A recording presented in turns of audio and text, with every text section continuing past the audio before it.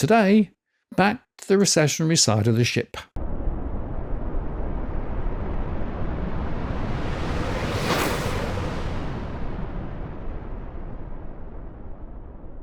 Hello again, it's Martin North from Digital Finance Analytics. Well, latest post covering finance and property news. Well, after reaching highs last week, stocks posted their worst day since the 5th of August. Market meltdown after the US Monday holiday, with the S&P 500 falling more than 2%, because with the Fed rudderless and being data dependent, markets reacted to signals that things might not be going too well. Marking the start of a busy week for economic data. In fact, a report showed that US manufacturing activity shrank in August. That's for a fifth month. And just as in the August episode, tech got hit the hardest, with Nvidia driving a plunge in chip makers. And the parallels don't stop there. The yen jumped, a closely watched manufacturing gauge again missed forecasts, and oil plummeted on concerns about tepid global demand. And Wall Street's fear gauge, the VIX, soared. The Treasury yields tumbled, with traders keeping their bets on an unusually large half-point Federal Reserve rate cut this year. So as a result, the S&P 500 and the Nasdaq saw their worst starts to a September since 2015 and 2002, respectively. And with inflation expectation, anchored attention has shifted to the health of the economy, as signs of weakness could speed up policy easing. While rate cuts tend to bode well for equities, that's not usually the case when the Fed is rushing to prevent a recession. As I've shown recently, this chart highlights that almost always markets fall. The S&P 500 dropped to around 5,530.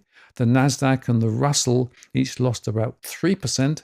The Dow Jones Industrial Average fell 1.5%, and the semiconductor index also fell. Nvidia tumbled 9.5%, erasing $279 billion worth in a record one-day wipeout for a US stock. And by the way, the US Justice Department sent subpoenas to Nvidia and other companies as it sought evidence that the chip maker violated antitrust laws. The US 10-year yields fell 7 basis points to 3.84%. A record number of blue chip firms tapped the corporate bond market, taking advantage of cheaper borrowing.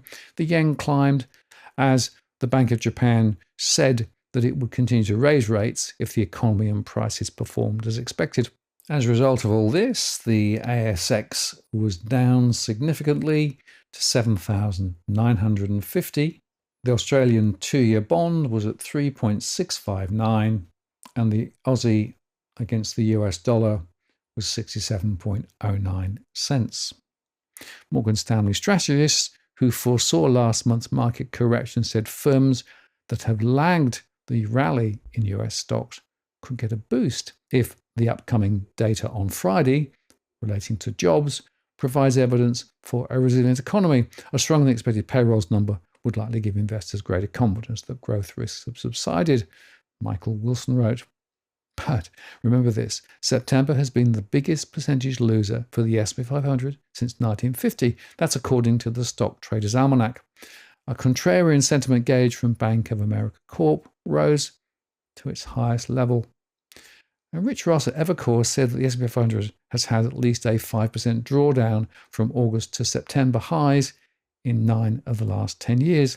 This year should be no different after the late August squeeze into resistance as an all-time high. Ross noted the S&P has a strong downside bias, buttressed only by a bent towards low volatility defensive and financials, which benefits from lower rates and steeper curves.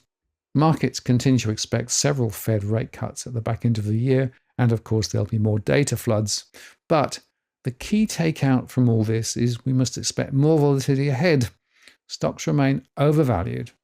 There is cash on the sidelines, and as discussed with Damien Klassen yesterday, the signals ahead are at best mixed, with a bias perhaps to the downside. I'm Martin North from Digital Finance Analytics. Many thanks for watching, and I'll see you again next time.